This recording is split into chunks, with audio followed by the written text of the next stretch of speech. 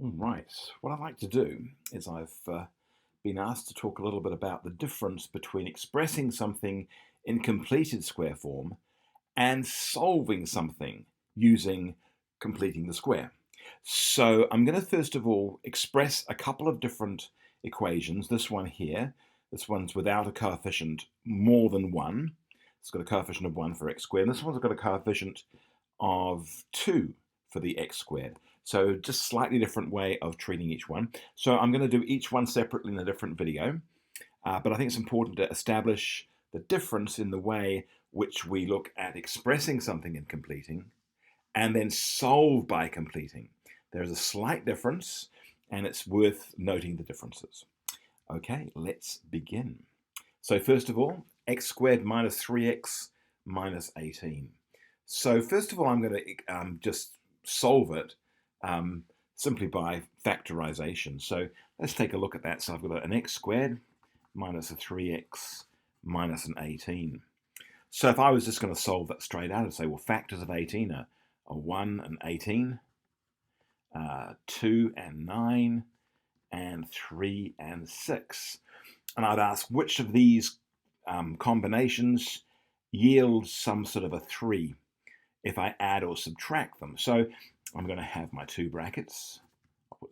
Actually, I won't have the equal 0 because I'm not solving, I'm just expressing. Okay, I want to express it as a factorized version. So let's have a look at that first. So I would have an x here, an x here. Signs are going to be different. The biggest number is going to go next to the negative. I'm going to choose 3 and 6 because 3 minus 6 or 6 minus 3 will result in some sort of a 3. The biggest number is a 6, and the biggest number goes next to, it's a negative. So 6 goes here, 3 goes here. So we could say that either, well, I don't even say either or, because we're not solving it. But that is the the factorized version. Now let's do the completed square version. Sorry, I keep on reverting to wanting to solve it. I've been solving them all day. Here we go. Let's go ahead and put it in completed square form now. So I'm going to have my x squared minus 3x minus 18. Now what I'm going to do is I'm going to stretch that out a little bit. I'm going to say x squared minus 3x. I'll put the minus 18 actually over here. And now what I'm going to do is I'm going to add something to this. I'm also going to subtract something. And the thing I'm going to add is the b term. I'm going to add the b term. There's my b term, which is minus 3. And I'm going to divide it by 2. And I'm going to square it. And I'm going to subtract the same thing. So if I add that and then I subtract it, the net result is I haven't done anything. It's like adding 1 then subtracting 1, or adding 50 and subtracting 50. I haven't really done anything to the equation.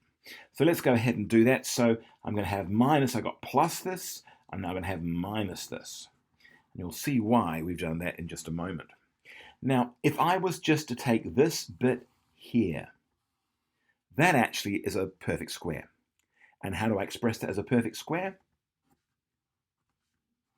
So I've got an x, I've got a squared, and I take the contents of that bracket and write it in there. Just the contents of the bracket. Not the squared, not the plus, not anything else. And that now is the complete factorization as a perfect square of this expression here.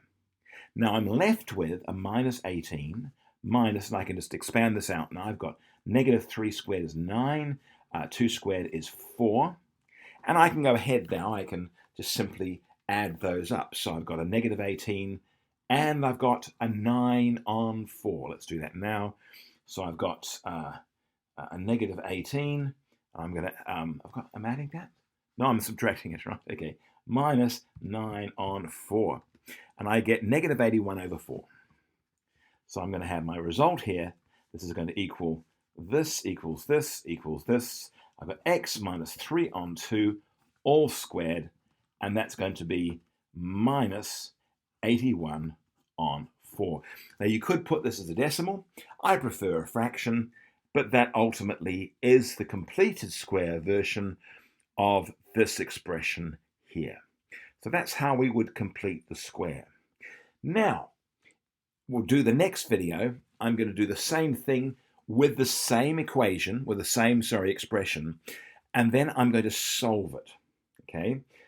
Now, by the way, I could solve it from here immediately, but we won't. We'll do it in the next video so you can see the whole thing worked through in the correct order.